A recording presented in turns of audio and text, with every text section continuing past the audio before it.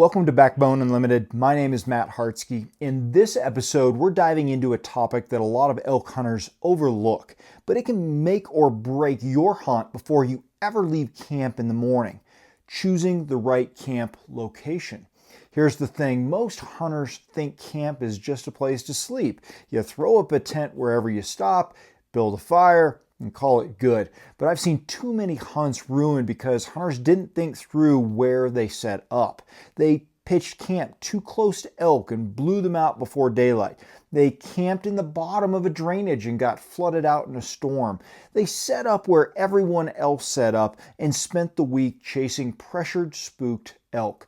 Your camp is more than just a place to crash. It's your base of operations. It's where your days begin and end. And the decisions you make about where to put it, from proximity to elk to water sources to pressure, safety, and access, will directly shape your chances of success.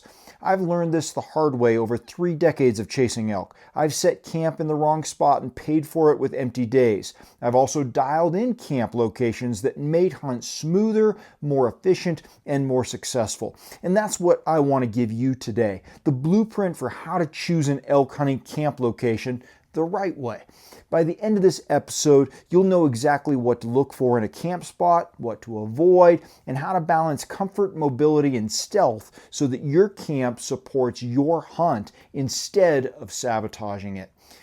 We're going to start out with the purpose of your camp. When most hunters think about elk camp, they picture a cozy tent, maybe a wall tent with a stove, a fire ring, some chairs, and the cooler sitting in the shade. And while all that's part of the picture for some folks, it misses the bigger point. Camp isn't just where you sleep, it's part of your hunting system. Your camp has a purpose, and until you're clear on that purpose, it's easy to set up the wrong kind of camp in the wrong place and sabotage your own hunt. Let's talk about comfort versus mobility. The first question you need to ask yourself is, am I hunting for comfort or mobility? Comfort camps are big, established, and often closer to roads. Think wall tents, camp trailers, full cooking setups, even generators. These camps are great if you're hunting with family, planning longer stays, or running multiple day hunts out of the same base. The trade-off is they're heavy, harder to move, and they keep you farther from untouched elk country. Mobile camps like backpacking tents, bivy sacks, or lightweight spike camps are designed for one thing: putting you closer to elk. These are minimalist, often uncomfortable, and not where you go to necessarily relax, but they let you sleep where the elk are near instead of hiking in miles every day. Neither is wrong. The mistake is trying to make one camp do the other's job. Let's talk about base camp versus spike camp. A good way to think about it is this: base camp is where you stage. You've got lots of food, extra gear, a warm setup, and comfort. You can drive in, reset, recharge, and day hunt from there. Spike camp is where you live when you want to be in the elk's bedroom. It's smaller, lighter, and temporary. You might stay a night or two, then move it depending on what the elk are doing.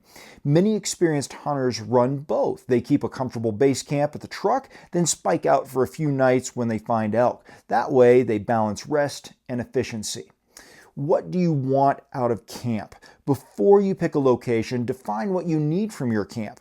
Do you want comfort, a place to relax after long days, maybe with a buddy or family? Or do you want stealth and mobility, a place that puts you close to the action, even if it means sleeping on uneven ground?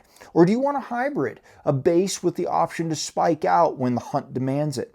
Answering this first shapes every other decision. I've learned that camp has to serve the hunt, not just my comfort. If it means hunting harder, it's the wrong camp, no matter how nice it feels at night. Here's why this matters. If you don't define the purpose of your camp, you'll end up with the wrong setup in the wrong place. But when you're intentional about it, camp becomes a tool. It keeps you rested, efficient, and in the right position to hunt effectively. The purpose of camp isn't to be home away from home, unless that's your thing, that's fine. But usually when we're trying to kill elk, the purpose of camp is to support your hunt. Let's talk about camp proximity to elk country. One of the first things you'll wrestle with when picking a camp spot is how close you should set up to the elk. And this is where a lot of newer hunters make that first mistake. They camp right on top of where the elk live. It makes sense in theory. You think, if I'm camped right next to them, I'll be ready at first light. But in reality, it usually works against you. Elk are hypersensitive to pressure, and even the smell of your campfire, the clank of pots, or the scent of your camp will put them on edge. You don't want elk to know you're there before you even have a chance to hunt them. So how close is too close? Here's a good rule of thumb. If you can glass elk from your tent flap, you're probably too close unless you're looking a mile or more. Elk need 3 things every day: food, water, and cover. If your camp is sitting in the middle of one of those zones, near their meadow or on their trail to water or in bedding timber, you've just turned prime elk country into empty country. Even a couple hundred yards too close can push elk into the next drainage, leaving you wondering why the area looks so dead. So let's talk about striking the balance. What is the sweet spot? Close enough that you can access prime hunting ground without burning half your day on the hike in. Far enough that your pressure doesn't move the elk out of the area. For me, that usually means setting camp just outside the main feed to bed movement areas. I want to be able to slip into position before daylight without my camp ever being part of their daily routine. So consider their morning and evening movements. Think about how they move. They often feed in open areas at night and move back to bedding cover in the morning. In the evening, they reverse that pattern. If your camp is set up along those travel routes, guess what? You're bumping elk every time you come and go. Instead, place camp where you can intercept those routes without disrupting them. You've got to control noise and scent. It's not just about where the elk are, it's about what they sense. A campfire drifting smoke into a meadow, or the sound of zippers talking or cooking pots can carry further than you think. I've watched elk avoid drainages for days simply because a campfire was burning in the wrong place. That's how sensitive they can be. Stay back from prime zones. Camp on the fringe, not in the middle. Think about wind. Don't let campfire smoke drift into feeding areas. Plan your access routes. Make sure you can slip into position without crossing where elk naturally travel. Observe first. If you're not sure, watch the area a day before setting up camp. Elk will show you if it's part of their routine. Elk hunting is hard enough without sabotaging yourself before you even step out of camp. If your camp is too close, you'll spend your days chasing elk that you pushed out. If your camp is too far, you'll burn yourself out just hiking in there before you ever hunt. The goal is to find that balance, a camp that keeps you within striking distance but invisible to the elk you're chasing. Because when it comes to elk camp, proximity isn't about convenience, it's about your strategy. Let's talk about the considerations of access and terrain. Once you've defined your camp's purpose and figured out how close you should be to elk country, the next big decision is where can you actually set up camp safely and strategically? That comes down to access and terrain. There's road access and there's backpack access. Your style of camp is going to dictate how you get there. Road accessible camps, if you're running a wall tent, camper, or big base camp, you're going to want to be as close to road access as possible. That makes hauling in supplies and packing out meat much easier. The trade-off is pressure. Most other hunters will also be near the roads. If you set up there, plan to hike further each day just to reach the unpressured elk. Now, backpack or spike camps, you are carrying everything on your back. You're looking for spots that balance remoteness with practicality. Too deep and packing out meat becomes a nightmare. Too close and you're in the pressure zone. The sweet spot is probably 2 to 4 miles in, far enough to shake casual hunters, but not so far you regret it with 80 pounds of elk on your back. The key is to think about efficiency, not just how easy it is to get in, but how realistic it will be to get the meat out. Choosing the right terrain for camp often comes down to flat spots, but they're rare in the mountains. But you've got to try to find the best you can. So here's what I look for. Flat ground with drainage. You want ground that's level enough for sleeping, but with a slight slope or runoff nearby so water doesn't pool under your tent in a storm. You want to avoid drain bottoms. They seem flat and convenient, but they flood during rain and trap cold air. You'll wake up freezing or wet. Stay out of avalanche or rockfall paths in steep country. Look above you. Don't camp where loose rock or snow could slide. Timber breaks wind. Setting up in light timber can shield you from wind and help with concealment. Just don't camp in dead timber where widowmakers could fall on you. A good camp spot is one you can sleep in, stay dry, and feel safe, leaving gear for several days. Try to think about meat pack-out routes. One of the most overlooked parts of camp location is meat logistics. So, you shoot a bull 3 miles from camp, deep in a nasty canyon, you quarter him, load your first trip, and stagger back to camp exhausted, only to realize camp is still another 2 miles from the truck, right? Uphill. That's the kind of mistake that turns a pack out into a nightmare. When you're setting camp, think forward. How far will you realistically be from where you're hunting? What's the terrain like between potential elk spots, camp, and the truck? Do you have multiple exit routes in case weather or injury changes things? Good camp placement can shave hours and miles off a pack out. And in warm weather, that can mean the difference between clean meat and risk of spoilage.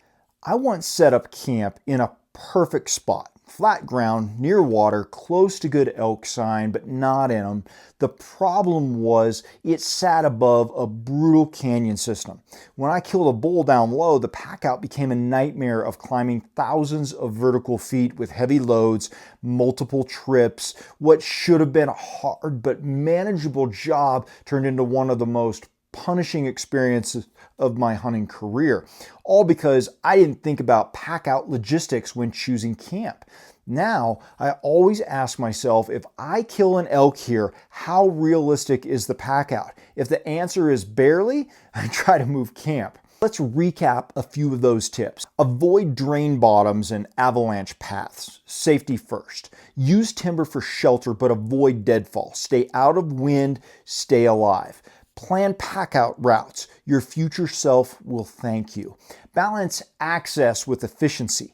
Easy camp doesn't always mean easy hunting. Access and terrain shape your entire hunt. A poorly chosen camp might be comfortable for one night, but over the course of a week, it'll grind you down with extra miles, unsafe conditions, or impossible packouts. The right camp spot, on the other hand, works with you, giving you safety, efficiency, and positioning that makes the hunt smoother and more sustainable. Because in elk hunting, it's not just where you hunt that matters, it's where you start and finish every day. Let's take water, fire, and shelter needs into consideration.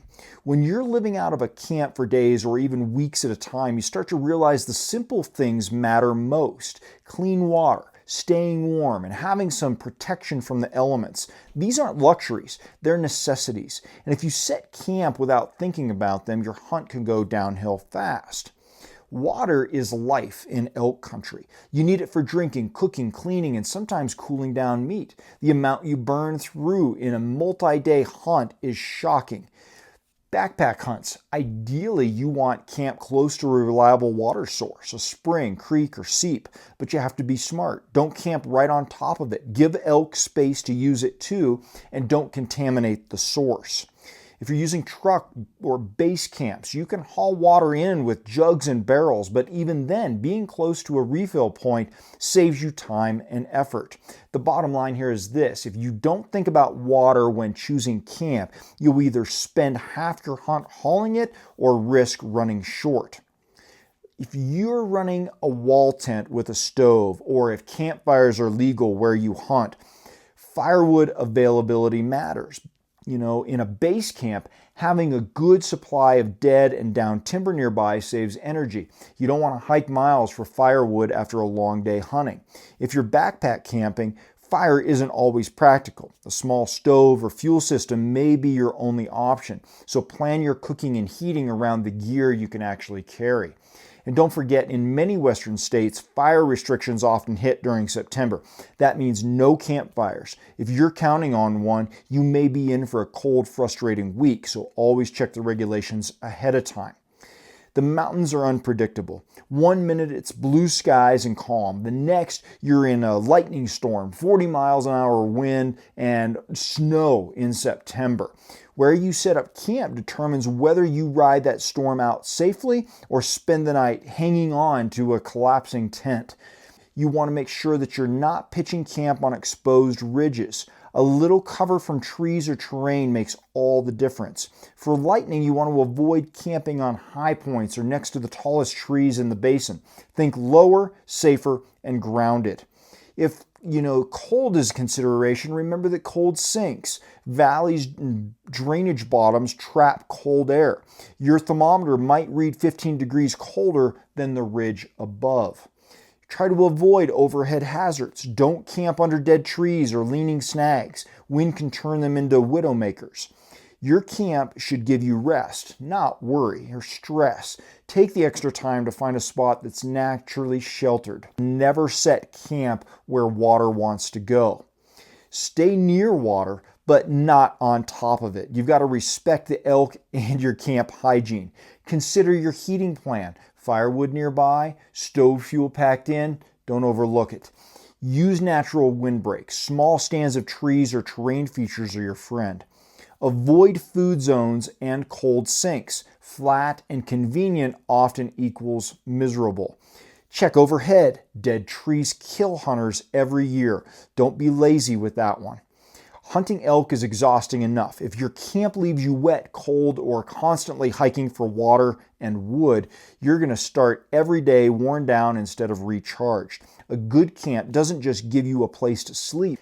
It keeps you strong enough to keep hunting. Because in elk hunting, the edge often goes to the hunter who can stay in the game longest, and nothing keeps you in the game like water, fire, and shelter. You can pick the perfect looking camp spot on the map. Flat ground, near water, close to trails, only to show up and find 3 other tents already there. That's the reality of elk hunting in today's world. You're not the only one in the woods. Where you set up camp in relation to other hunters is just as important as where you set camp in relation to elk.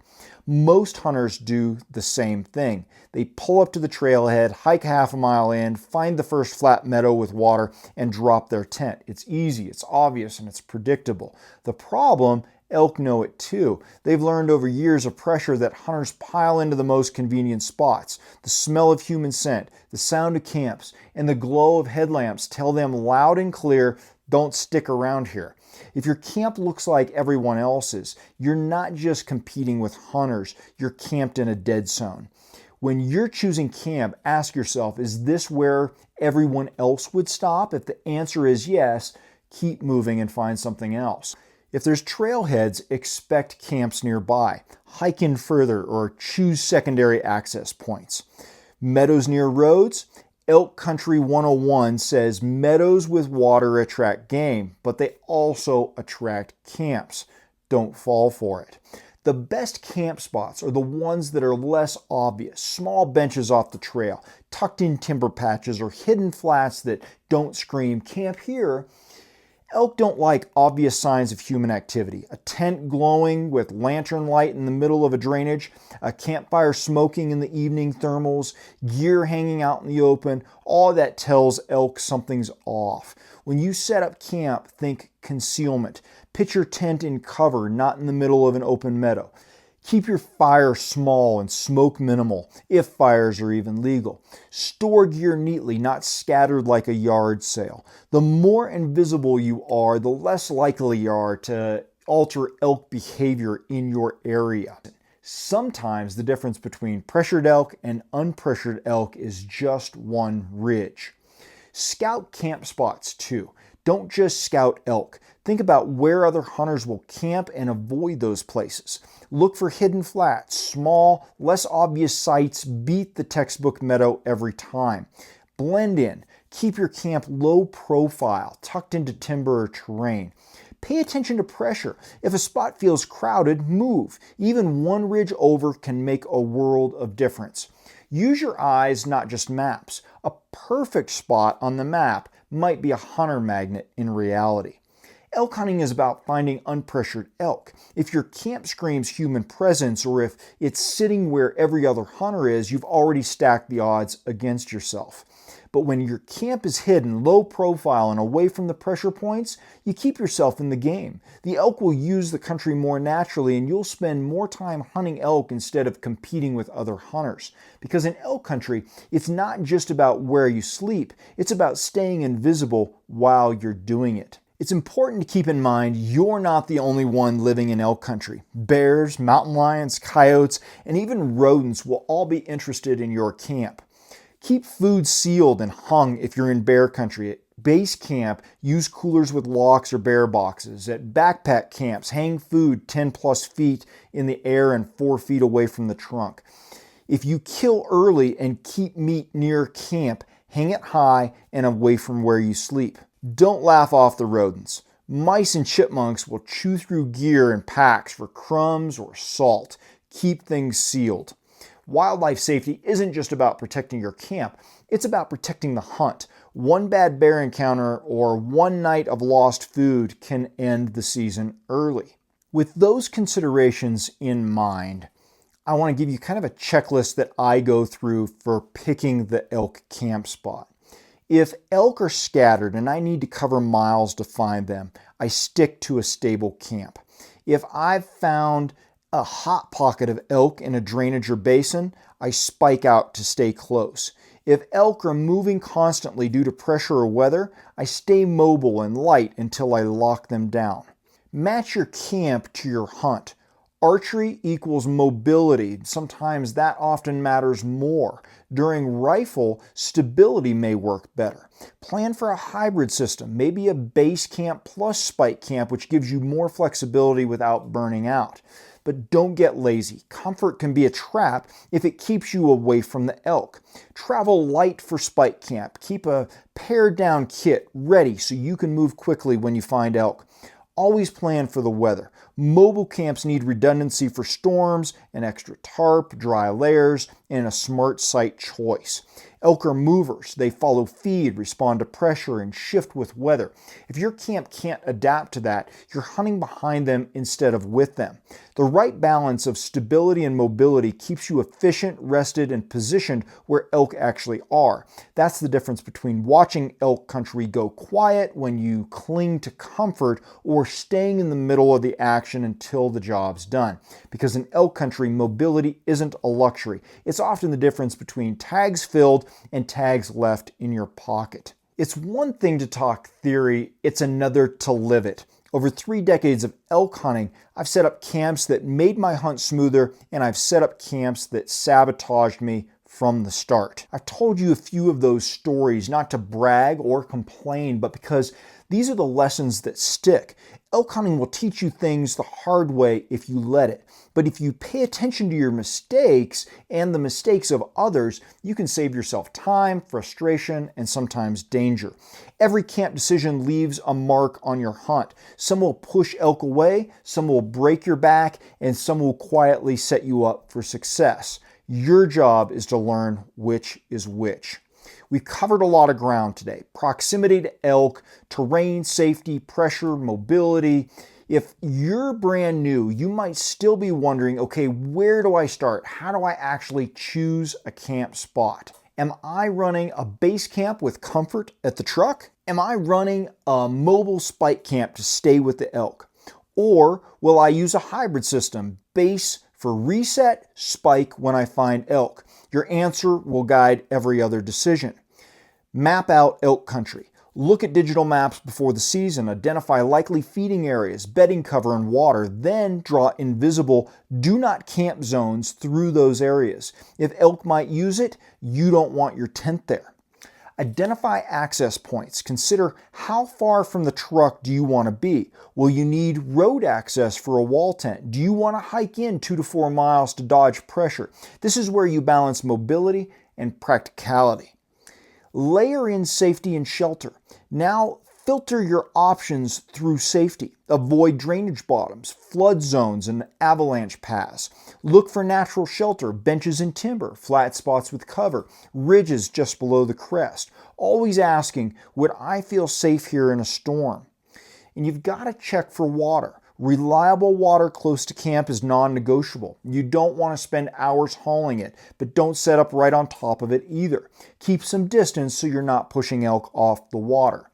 Consider your pack-out logistics. Before you commit, ask yourself, if I kill an elk in this area, how realistic is the pack-out? Is it uphill both ways? How many miles from truck to camp and camp to elk country? Can you access multiple routes in case weather shuts one down? Make sure you have multiple options. Never go in with just one camp plan. Elk hunting is dynamic and so is the mountain. I always have a plan A, B, and C. If plan A is too much pressure, I shift to B. If weather wrecks B, I move to C. Flexibility is power in elk country. Make sure you keep camp invisible. Once you pick your spot, blend it in. Tuck it into timber if possible. Keep noise low. Fire small if legal or you want to have them at all. And headlamps pointed down. Leave no trace. Don't turn your camp into a billboard that screams, "Hunters are here." Your beginner's checklist is to define my hunting style, base, spike, or hybrid. You've marked elk. Do not camp zones on my map. You've found safe flat ground with natural shelter. You've confirmed nearby water sources. You've considered pack-out logistics. You've identified at least 2 backup camp locations. You're committed to blending camp in and staying low profile. Beginners often overthink elk hunting, but camp doesn't have to be complicated. If you break it down into a system, you'll pick better spots, avoid common mistakes, and give yourself a foundation that supports your hunt instead of sabotaging it. Because at the end of the day, your camp isn't just where you sleep, it's where your hunt begins and ends every single day. If you've been following along, you know elk hunting isn't just about tags and bugles, it's about systems, preparation, and staying in the fight long enough to win. That's exactly what we're building inside Team Backbone. When you join, you're not just getting information, you're stepping into a community of relentless hunters who push each other to train harder, hunt smarter, and never settle. Inside Team Backbone, you're going to get exclusive content, in-depth guides, strategy breakdowns, and planning tools to take your hunts to the next level. A private community of hunters who are serious about getting better, learning together, and holding each other accountable. Direct access to me when you've got questions about training, camp strategy, elk behavior, or packouts. You'll have a direct line. Gear perks and giveaways like member-only discounts and monthly gear drawings that keep you equipped. Identity and commitment. Team Backbone shirts, drops, and the pride of repping something bigger than yourself. If you're serious about leveling up, about not just hearing bugles, but being in position to capitalize when it matters most, then join us at backboneunlimited.com and become part of Team Backbone under our membership tab. Thanks for being here. Until next time, train harder, hunt smarter, and never settle.